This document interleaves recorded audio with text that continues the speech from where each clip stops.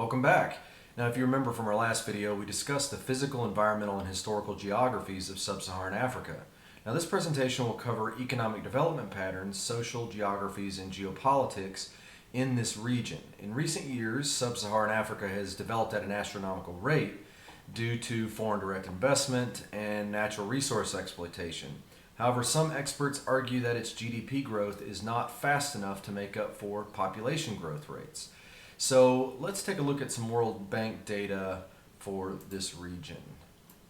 Now, if I make this a little bit bigger, you can get a better view of this. Now, notice that GDP here has exploded in the region since 2000. This has followed exponential population growth, as you can see over here. Now, as you can see from this GDP growth graph, GDP peaked in 2014 and has since sort of leveled off. Now, however, population growth has continued to increase despite this reduction in GDP. Now, some economists have argued that this economic growth, while important, is not kept up with population growth. While this may be true, school enrollment and life expectancy rates have continued to increase despite a lag in GDP growth. As you can see here, school enrollment. And of course, it did kind of taper off here, but it is back on the rise as of 2019. And then life expectancy rates, although it is coming to a plateau here, it is continuing to increase over time. Now, this implies that things aren't as dim as maybe the United Nations has stated previously. Now, finally, as you can see from GNI per capita here, individual incomes have followed a similar projection as GDP. Now, notice the explosion in individual income post-2000 here, and with this sharp downturn in post-2014. Now, if we go back to our slide,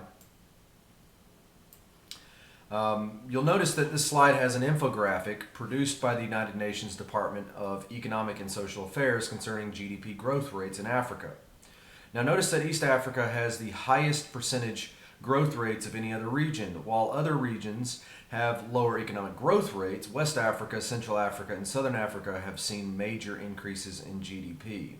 Now, according to a recent UN report titled World Economic Situation and Prospects 2019, Africa's economic growth is projected to increase slightly from 3.2% in 2018 to 3.4% in 2019, and then 3.7% in 2020. Now, this moderate acceleration is expected to be supported by external factors, including strengthening of global demand for Africa's products and domestic factors such as robust private consumption, sustained investment in infrastructure, and rising oil production, particularly due to new field development. Now, inflation is estimated to have declined in 2018 and should fall further in 2019 due to improving agricultural and food production, as well as stable exchange rates in most countries. Now, this report goes on to claim that current growth rates and investments have lagged behind population growth rates, which may result in major inequalities across the region. Now, to get a better idea of what is actually driving this development, let's watch this short clip titled Africa's Economic Development. Growth, falling poverty levels and foreign investment have all contributed to Africa's economic development. Several countries in particular are leading the way. Morocco is one of the continent's commercial hubs. It was Africa's leading fish producer in 2014 and hopes to make fishing one of the pillars of its economy. Tourism is another key industry. The Ivory Coast is the world's #1 producer of cocoa and cashew nuts. It's also Africa's largest producer of bananas, second largest producer of palm oil, and third for cotton and coffee. Ghana has seen poverty halved in 20 years, with exports of gold, cocoa and oil explaining its vigorous economic growth. Nigeria is Africa's most populous country and has the continent's largest economy. It's also the largest oil producer in Africa and the 8th largest in the world. Agriculture, information technology, commerce and services are also driving economic expansion. Angola is Africa's second largest oil producer. Growth has also been boosted by the country's thriving diamond industry. South Africa is the continent's most industrialised country. Economic development is largely due to the exportation of natural resources like gold, platinum, diamonds and coal, together with a powerful service sector. Johannesburg's stock exchange is the largest by market capitalisation in the African continent. Kenya is the wealthiest country in East Africa. Tourism is a key resource, together with agriculture. The country is also a hub for mobile communications and technology and a growing base for subsidiaries of firms like Intel, Google and Microsoft. Now, while Sub-Saharan Africa has seen substantial growth in the past 2 decades, much of its economy is based on primary commodities and resource extraction. Now, this dependency on natural resources has been largely the result of outside powers influencing economic decisions in these countries through a type of economic theory that I've proposed called corporate mercantilism. Other scholars have termed this economic practice the dependency theory. Continued resource dependency has resulted in what Richard Audie termed the resource curse. The continued exploitation of natural resources has been really facilitated by the creation of export processing zones across the region.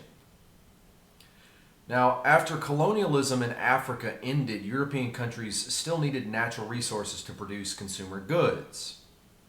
Countries like the UK, France, and the United States instituted free trade policies in many of these newly freed countries, and also opened trade in their own countries. The removal of tariffs and duties in developed countries like the United States and the UK, plus the introduction of more efficient transportation across the globe, allowed major transnational corporations to move their operations to countries with cheap labor. Now, many of these corporations moved to places like China, Indonesia, and India, where they had a large supply of cheap labor. Their subsidiaries continued to extract resources in places like Sub-Saharan Africa.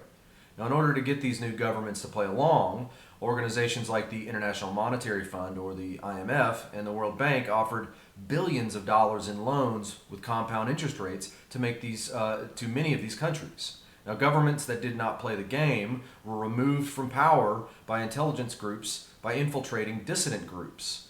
Now, many of these countries that have an abundance of natural resources and cheap labor sit under the thumb of these corporations and submit to decades of perpetual debt. If political leaders get out of line, intelligence groups use non-governmental organizations like USAID and the National Endowment for Democracy, or NED, to fund dissident groups that eventually overthrow these governments. Now, I've termed this strategy corporate mercantilism, where MDCs use powerful international banks and transnational corporations to extract resources from LDCs. Now, as this slide says, the IMF and World Bank offer loans with significant interest rates, knowing countries can never pay them back. In return, LDCs, or least developed countries, allow corporations to extract resources and use cheap labor indefinitely. Now, the map on the upper right here shows government debt as a percentage of GDP. I'll make this a little bit bigger so you can get a better view of it. Now, the goal of any country that is developing is to reduce the amount of debt below 25% of their GDP. Notice that several countries across Sub-Saharan Africa, including Mozambique, the Congo here, Togo, Eritrea over here, all have debt that is higher than 75% of their GDP. Of course, because of the devastating impacts of debt in many of these countries, and the fact that Western countries needed these countries to continue taking out loans, the group known as G8, which are an organization of industrial countries, instituted debt relief through the IMF and World Bank back in 2005. As you can see from here, multilateral debt relief. This initiative helped remove much of these countries' outstanding debt, but as you can see from the graph, it has continued to increase since 2010. Now, of course, these countries aren't able to permanently get out from underneath the thumb of international banks, so they continue to take out loans. And recent documents show that this is done on purpose. Now, a book titled Confessions of an Economic Hitman, as you can see down here, by John Perkins, describes how he used used and manipulated econometric models to get developing countries to sign onto billions of dollars of debt. And if countries refused, armed intelligence-backed militias were sent in to replace these political leaders. In fact, institutions like the World Bank and IMF are used as unconventional weapons in times of conflict to ensure victory for Western countries. Now let's take a look at this article by Whitney Webb titled "Leaked WikiLeaks Doc Reveals U.S. Military Use of IMF, World Bank as Unconventional Weapons."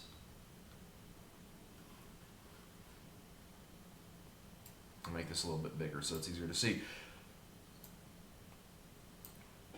All right, the U.S. coup manual recently highlighted by WikiLeaks serves as a reminder that the so-called independence of such financial institutions as the World Bank and IMF is an illusion, and that they are among the many financial weapons regularly used by the U.S. government to bend countries to its will.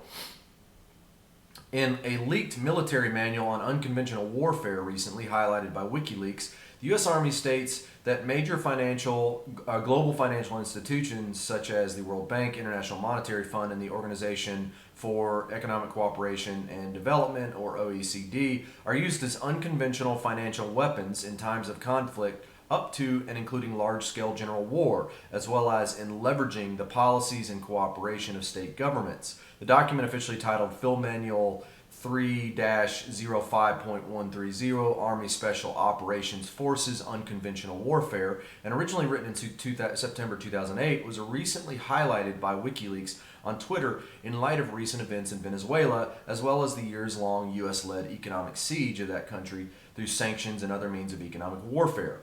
Though the document has generated new interest in recent days, it had been originally released by WikiLeaks in 2008 and has been described as the military's regime change handbook. Now you can get a better look at this if you'd like to visit the mintpressnews.com, and then you can type in "leaked WikiLeaks doc reveals U.S. military use of IMF, World Bank as unconventional weapons." Whitney Webb does a pretty good job of summarizing this leaked document and how the United States and other Western countries take advantage of the fact that the IMF and World Bank sit under the thumb of these countries for use in warfare. We'll move this back over here. Another theory that helps to explain relationships between developed countries and developing countries in Sub-Saharan Africa is the dependency theory. Now, the dependency theory is a theory that argues that former colonial countries are underdeveloped because of their dependence on Western industrialized countries in the areas of foreign trade and investment. In other words, core countries consume large amounts of products and use periphery countries to extract resources. Now, these resources are shipped to semi-periphery countries for production. The final products are then shipped to core countries for the consumer markets. Now, according to the dependency theory, core countries use their military and financial power to ensure that this relationship does not change, and this often is the case for many African countries. Now, the influence of outside powers on resource exploitation in Africa has led to an increased dependency on these resources by many of these countries. In 1993, Richard Oddie first introduced the term resource curse when he attempted to describe how countries rich in mineral resources were unable to use that wealth to boost their economies, and how, counterintuitively, these countries had lower economic growth than countries without an abundance of natural resources. Now, scholars built extensively on his research in the past few decades, and the list here on this slide is just a short summary of much of their conclusions. According to the resource curse theory, countries with an abundance of one natural resource place too much weight on the use of that resource, will eventually run out, and instability is likely to occur. They use cheap labor, therefore median income does not grow, and finally they eventually attract corrupt leadership. Now, these factors ultimately hinder economic growth and human development. Developed countries often take control of resource-rich countries and place corrupt leaders in power, leading to the removal of civil and human rights and removing any semblance of democracy. Now, this also leads to conflict between those in power and dissident groups and may ultimately result in massive corruption. So let's watch this quick clip titled Why Resource-Rich Countries Grow Slowly. Countries such as Nigeria and the Democratic Republic of Congo have some of the largest natural resource deposits in the world, and yet their economy suffers tremendously when compared with countries having fewer or very little natural resources. The phenomenon baffled researchers when resource-poor countries such as Korea, Taiwan, Singapore, and Hong Kong emerged as world star players, while extremely resource-rich nations such as Venezuela suffered. 97 developing countries were studied over a 20-year period, and the results would amaze you. The more natural resources they had and exported, the lower was the economic growth. Countries with less or no natural resources surprisingly grew the fastest. During the 18th century, Germany, Britain, and the United States developed tremendously as a result of their natural resource reserves. Back then, transport costs were very high, and so having your own resources gave you an edge. However, due to revolutions in global transport and energy today, countries can easily import these commodities from outside as well. We see countries like Japan and Korea become world-class steel producers despite their complete dependence on iron ore imports.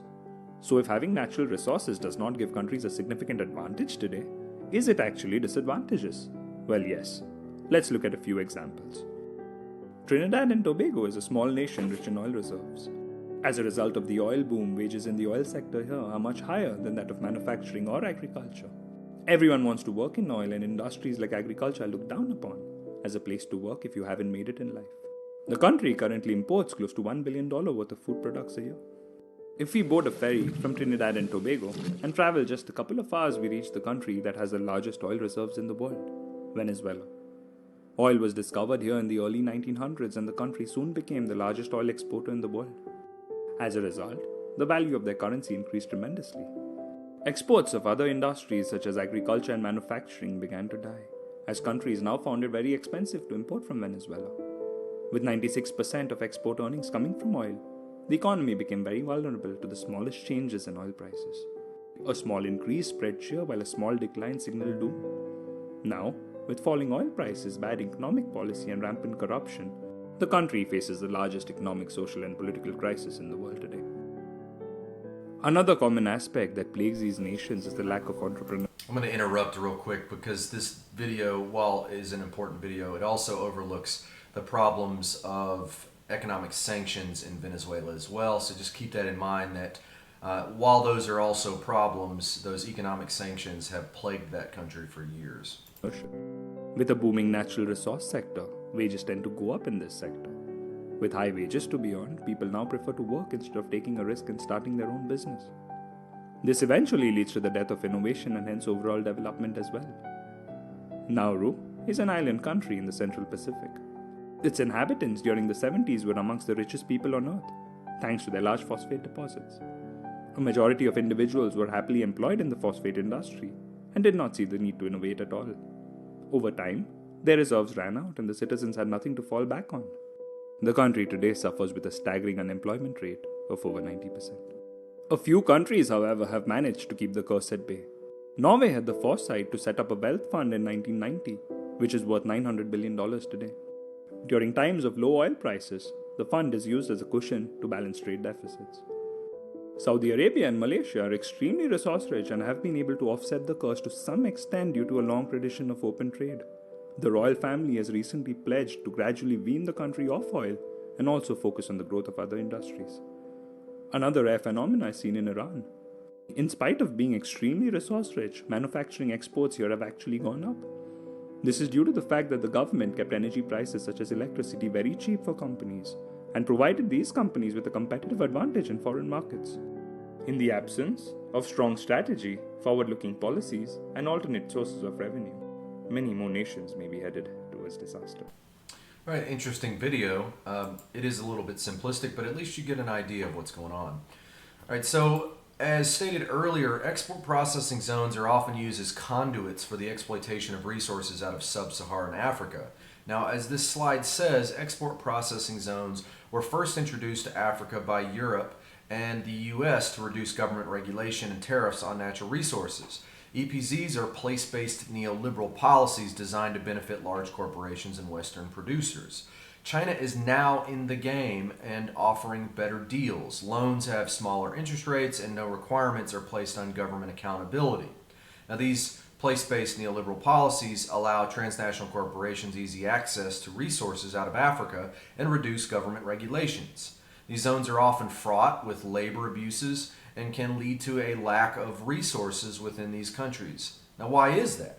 Well, resources such as coffee in Tanzania, pictured here, go into these zones and are packaged for export only. Now, this coffee is a major export from Tanzania, but it is not consumed domestically. The same problem goes for agricultural products. Many necessary foods needed to feed local populations are designated for export only and are not consumed by the local population. As you may be wondering, what if those people are starving and need this food? Well, tough luck. They don't get the benefit of eating that food. Now, as you can see from the map on the left here, China has recently entered the corporate mercantile game.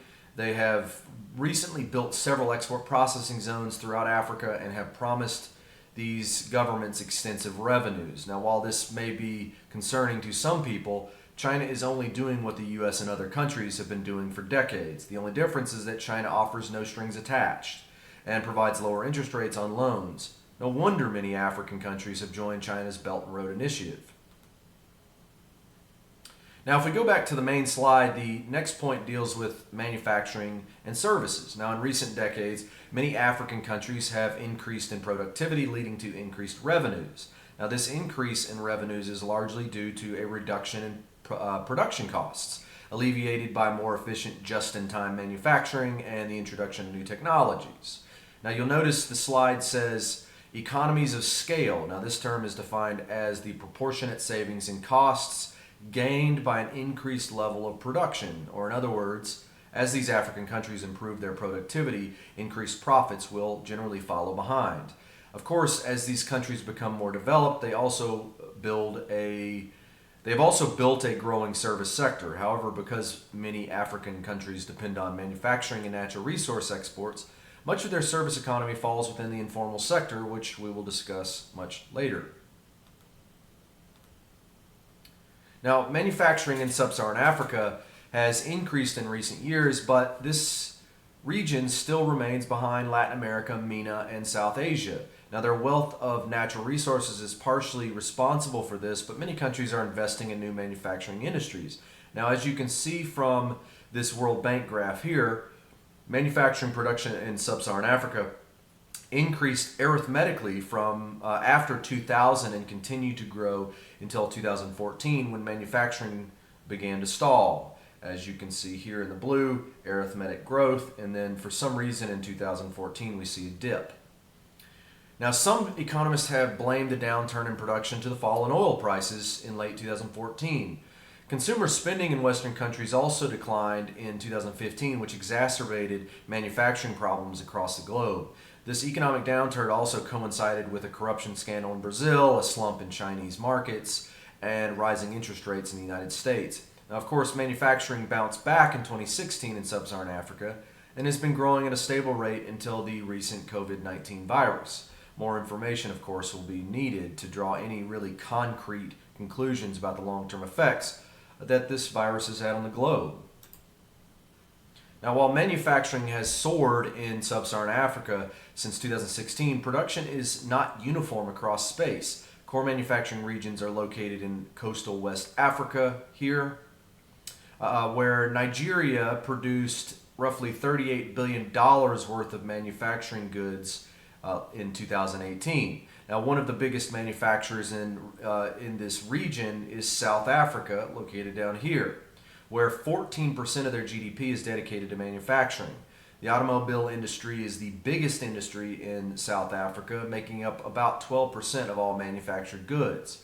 Diamond and gold are some of their major natural resources of this particular subregion as well. Now, finally, the subregion around the Lake Victorian area is also a major manufacturing region in Sub-Saharan Africa. Now, Kenya is the top manufacturer in this region, and as of 2018 produced $6.8 billion worth of manufactured goods. Oil refineries and automobile assembly plants make up a large portion of Kenya's manufacturing sector. Now, the growing manufacturing sector has coincided with a growing middle class. Now, this has resulted in a booming service sector as well. Ecotourism in many subregions has resulted in a major source of income for many people in this informal sector. Now, as you can see from the graph on the left here, international tourism in Sub-Saharan Africa increased from roughly 37 million arrivals in 2010 to 45 million people in 2016. South Africa has the largest and fastest growing tourism industry in Sub-Saharan Africa and saw substantial growth over the years, with approximately 8 million arrivals in 2010 and 10 million arrivals in 2016. Now you can see how Africa compares to a selected group of major tourist destinations in Sub-Saharan Africa. Now, the primary reason for tourism in places like South Africa is wildlife ecotourism. And you can check this out pretty easily. A lot of people go to South Africa on safaris because of their wildlife. And the same thing occurs in places like Tanzania and Kenya. In fact, one of the places that I went to visit is the Serengeti.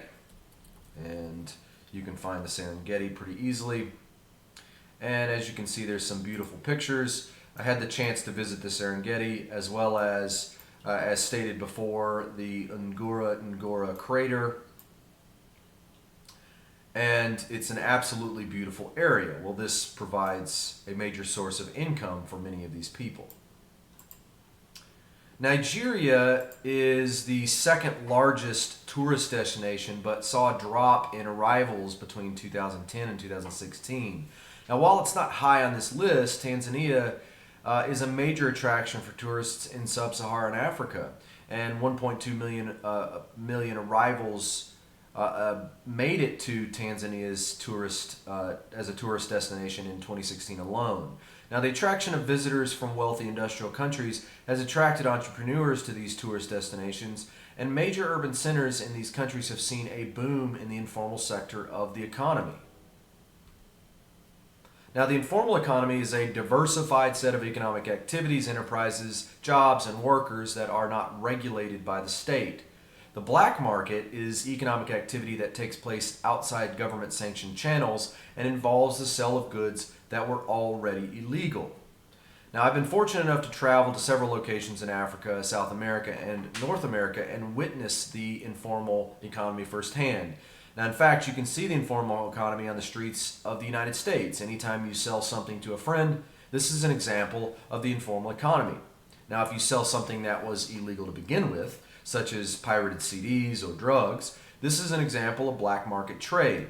Now, while I was in Tanzania, one of the biggest industries that I studied while there was the informal agricultural economy. Now, the picture in the bottom left here is one of the food markets in Dar es Salaam.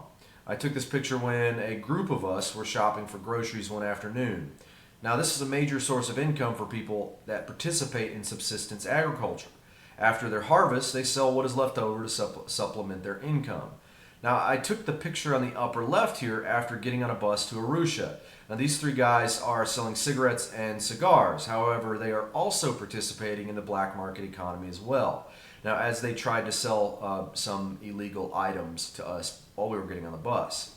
Now, if you look at the graph on the right here, you'll see countries listed according to their informal economy as a percentage of GDP. Notice that both Nigeria and Tanzania have informal markets that make up more than 50% of GDP between 2010 and 2014.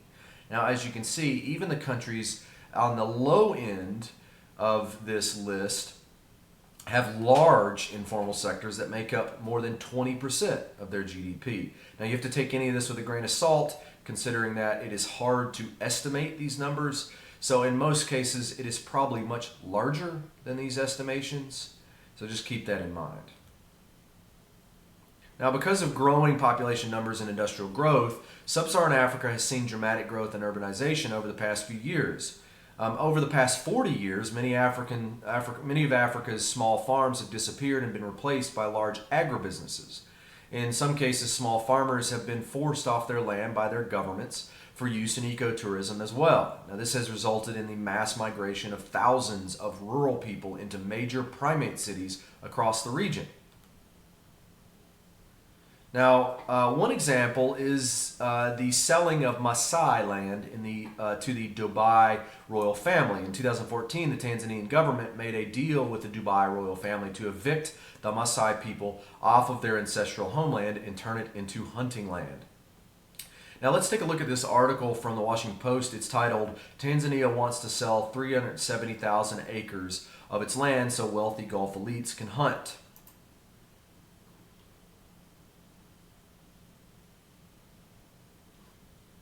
Well, if it's going to open.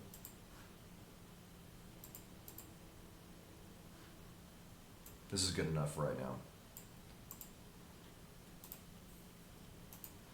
All right, titled, "Tanzania Wants to Sell 370,000 Acres of Its Land So Wealthy Gulf Elites Can Hunt."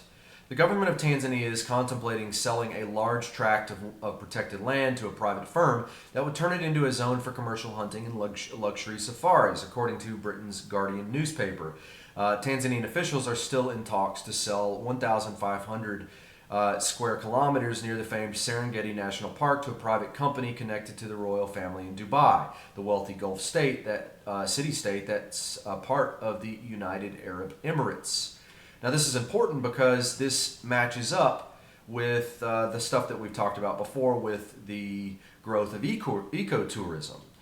And while this may not be exactly ecotourism, it fits in with this in that by selling this land to the Gulf state royal family, they would then essentially have control over ecotourism to that particular location. So the proposed deal, which attracted headlines last year, would force tens of thousands of local Maasai tribesmen to abandon ancestral pastures and grave sites. An international campaign to protect the Masai land was backed by nearly 2 million signatures online, led to protest marches, and forced the Tanzanian government to drop its eviction plans this March. But The Guardian reports authorities are still keen on going ahead with the purchase of, and have now offered local compensation worth less than $600,000 to move away from what would become a designated wildlife corridor. You can go in and read some more of this if you'd like. It's by the Washington Post, and it is for free view for anybody who wishes to look it up. Titled, "Tanzania Wants to Sell 370,000 Acres of Its Land So Wealthy Gulf Elites Can Hunt." Now, again, here's the Serengeti National Park. And there are several Maasai villages located in and around this area. And in fact, in 2014, I had the opportunity to stay with one of these particular groups of Maasai. And we can give you an idea of where I stayed. So here's Oldonya Lengai, and I stayed near this Lengai camp. And so this is in very close proximity to Serengeti National Park, and this is also the ancestral homeland of the Maasai people. So the result of some of these government policies and growing industrialization has spurred the growth of major primate cities across the region. As stated in previous videos, primate cities are major urban hubs that hold the seat of government power, economic domination, act as cultural centers, and have more than twice as many people as the next largest city. The map on the left here shows the largest cities in Africa. Some major examples of primate cities across the region are Lagos, Nigeria, Kinshasa, Congo, Luanda, Angola, Abidjan, Cote d'Ivoire, Johannesburg, South Africa, Nairobi, Kenya, and Dar es Salaam, Tanzania. Now, the massive increase in population over the past decade has outpaced infrastructure improvement and job growth. So many of these people that have moved into these cities have been forced to move into slums. Now, if you look at this map on the right, you can see the slum population as a percentage of urban population in countries across Africa. Now, the majority of countries in Africa have a slum population of greater than 50% of their total urban population. This has had a tragic impact on health in this region. Now, as stated earlier, the rise of agribusiness in Sub-Saharan Africa and the growing young professional population has led to increased urban density and urban poverty. Many are moving to central cities, i.e. primate cities, such as Lagos. Now, Lagos, Nigeria, has the largest metropolitan population in the region. Now, the graph on the left here shows metropolitan population of the top 10 cities in Sub-Saharan Africa. While Lagos sits at the top of the list with more than 18 million people, Johannesburg is close behind with more than 13 million residents. Now, I saw the impact of urban population growth firsthand when I visited Dar es Salaam in 2014. Now, the city had doubled in population between 2000 and 2014 from roughly 2.2 million people to 5 million people in just 14 years. Now, as you can see from the picture on the upper right here, the streets in downtown have not been designed to handle such a large population. Now, this is mid-afternoon traffic, and it took us about 4 hours to get across town. Now, it would have actually been faster to walk.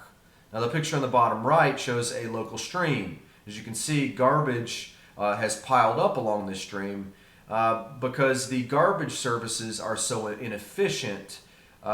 People just throw their garbage in the local stream. Now, this picture is a fairly common sight in Dar es Salaam. People are directed to dump their trash on the street, and at some point in the future, garbage services will pick it up. Now, this is a picture of a group of tenement houses made from corrugated tin sheets, and you can see the corrugated steel roofing right here. Now, these people live in single-room tenements that are built right next to each other, and they often house entire families. Notice the skyscrapers off in the distance here. Slums in African cities aren't located near the city centers, as that is where most of the middle-class houses are located. Now, more often than not, slums are built outside of these central business districts, and workers take long bus rides to the cities for work. Now, economic growth has played a major role in evolving social geographies in the region. It has impacted the political realities of the region as well. Now, as stated earlier, Sub-Saharan Africa has seen dramatic population growth in past several decades. This has been marked by high crude birth rates, high fertility rates, and a declining death rate as modern medicine and sanitation have been introduced. Now, as you can see from the graph on the upper right here, population is increasing at an almost exponential rate. However, recent analysis estimate that Sub-Saharan Africa's population will begin to level off by 2100. Because of improved health care and reduction in conflict across the region, infant mortality rates are declining rapidly and life expectancy is increasing. Now, religion plays a major role in the culture of Sub-Saharan Africa and is part of this major social divide between North Africa and Sub-Saharan Africa. Now, Christianity and Islam both play a major role in this region to this day. Now, the growth in industrialization has led to changing political relations in the region and has attracted foreign investors such as China. Because of the changing dynamics of African society, women are playing a greater role in politics than in previous generations. Now, this picture in the bottom right here shows the Rwandan parliament in session. Now, you may notice that there are several women in this picture, and they play a dominant role in the politics of this country. And then finally, while many of Sub-Saharan Africa is developing at a rapid rate, many of these countries are considered fragile or failed states. Now, we will look at this in more detail in just a few minutes. Now, this slide shows population pyramid for Niger, which is currently has the highest fertility rate in Sub-Saharan Africa, and South Africa over here, the most industrialized country in the region. Now, the graph on the bottom left here is the historical and predicted population of Sub-Saharan Africa between 1950 and 2100. The current population of this region is roughly 1.1 million people, as you can see down here, and is expected to grow arithmetically until 2075 up here, when it will begin to taper off. Now, of course, the graph on the bottom right is the demographic transition model, which we've discussed before. Now, judging by the two population pyramids, where do Niger and South Africa fall on the demographic transition model? Now, Niger is one of the handful of countries that fall within stage 1, which is marked by high death rates and high birth rates, as you can see here. As you can see in this pyramid, population begins to sharply decline as you move up the pyramid, implying high birth rates and high death rates. Now, South Africa over here has industrialized since the 1990s, and modern medicine has been introduced. This industrialization and the move away from agricultural production as the dominant sector has led to a decline in fertility rate and an older population. You can see in this red box here towards the center of the pyramid, there is a population bubble in the working age population, which has provided a demographic dividend in manufacturing. Now, South Africa probably falls in late stage 3 or early stage 4 of the demographic transition model. Now, this slide shows the top 10 countries by fertility rate to the left here, life expectancy of Sub-Saharan Africa in the upper right, and mortality rates in the lower right. With life expectancy increasing and mortality rates declining rapidly in this region, population growth rates are expected to decline within the next 2 generations, so things aren't as scary as people are making them out to be. Notice that I placed the United States at the bottom of this list on the table to the right. I only did this so to give you an idea how these countries compare to the U.S. According to this data, the average woman in Niger is expected to have about 7 children in her lifetime. This is the highest fertility rate in the world. Notice that every country on this list but the United States has a fertility rate higher than 5 children per woman. These rates are so high because infant mortality rates were once very high as well. According to modern population growth theory, because infant mortality rates are declining, fertility rates are expected to fall within the next generation. Now, religion is an important part of African culture and has been a major tool by outside powers in the subjugation of many of these people. Because of historical imperial growth of the Islamic caliphates in North Africa and the spread of trade into Sub-Saharan Africa and coastal East Africa, Islam is a major religion in much of northern Africa. Now, as you can see from the map on the right here, religion has divided northern and southern Africa along cultural lines. Christianity is represented in the light blue and plays a major role in society because European colonial powers spread the religion throughout the 17 and 1800s, essentially displacing many of the traditional religions of that region. Now, folk religions are represented in the yellow here and still play a major role in many of the pastoral peoples across the region.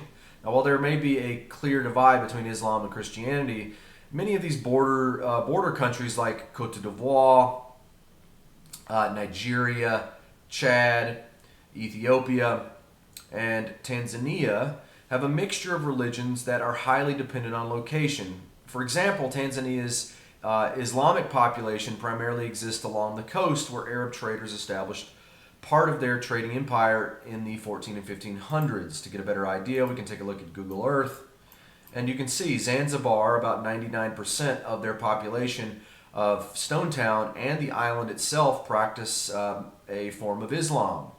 Dar es Salaam has a large Islamic population too, but they also have a heavy mix of Christianity.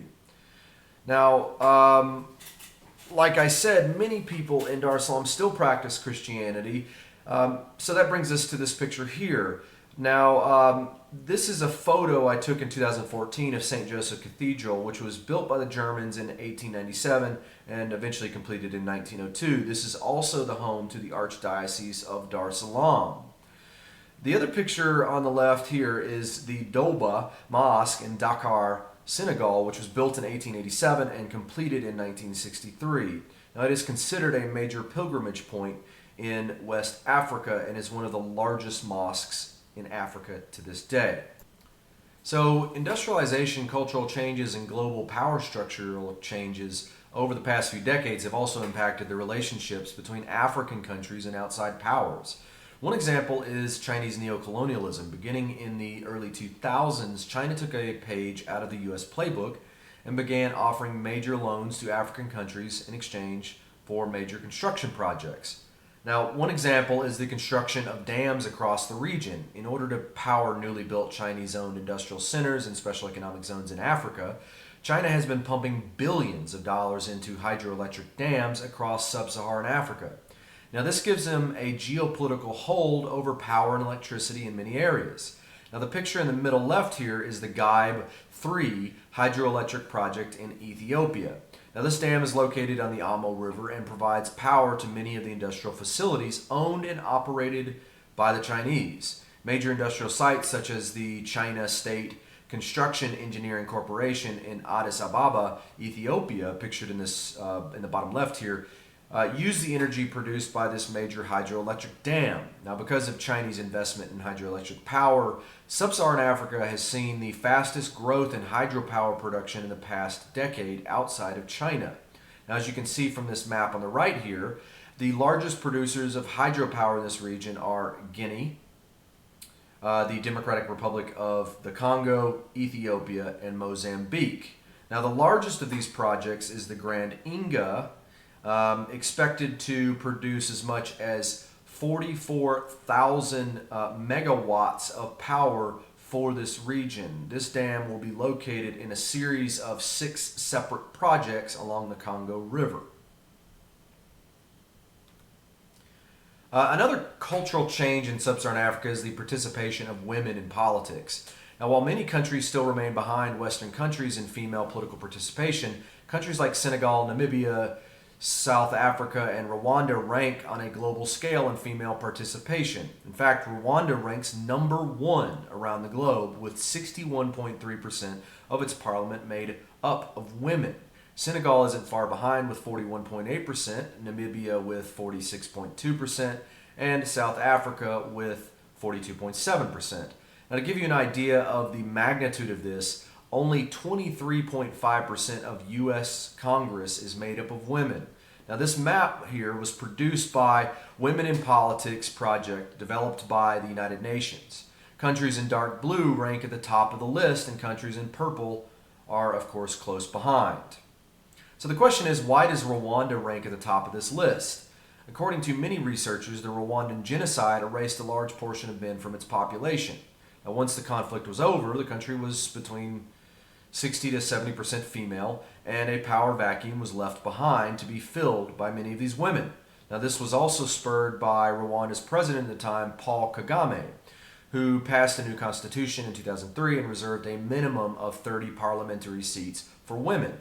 Now, the new constitution also encouraged female education and appointed several women into leadership roles across the country.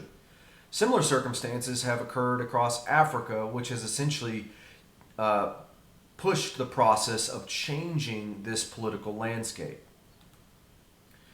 Now, while some things have changed for the better, many of these countries still rank very high on the Fund for Peace Fragile State Index. Now, the Fragile State Index is an annual report originally published in 2005 that aims to assess states' vulnerability to conflict or collapse, ranking all sovereign states with membership in the United Nations where there is enough data available for analysis. Now, ranking is based on the sum of scores for 12 indicators, as you can see up here. Each indicator is scored on a scale of 0 to 10, with 0 being the lowest intensity and 10 being the highest intensity. And it essentially creates a scale spanning 0 to 120. Now, countries are organized in 4 categories. Alert, meaning that these countries are on the verge of collapse. Warning, meaning that these countries have severe political problems. Stable, meaning that these countries have fairly stable governments with transparent policies. And then sustainable, which is at the top of the list, and is marked by open political systems that can sustain their current political paradigm for quite a long time.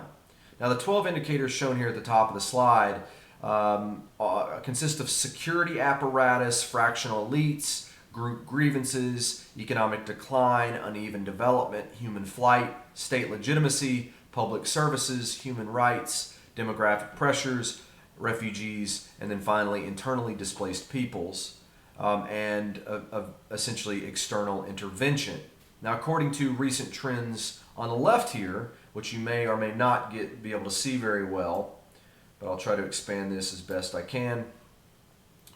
Yemen, Mali, and Mozambique have worsened over the past, this is the one that I'm referring to.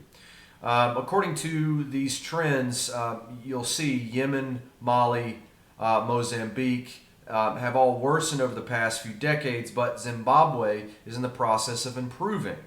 Now the list on the right here, which you'll probably have a difficult time seeing, but you can see this list for yourself by going to these links down here. This list shows that Somalia, DRC, Central African Republic, Chad, Sudan, Zimbabwe, Guinea, Nigeria, Burundi, Cameroon, Eritrea, Niger, Guinea-Bissau, Uganda, and Mali are at the top of the list for sub-Saharan African states.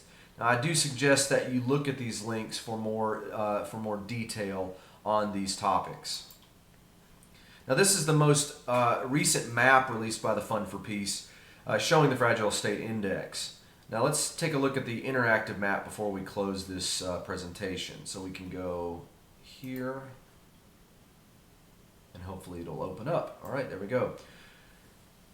I'll expand this, give you a better view of it. And this is the current, most up-to-date map, and it's relatively easy to navigate. And it provides all the data you need.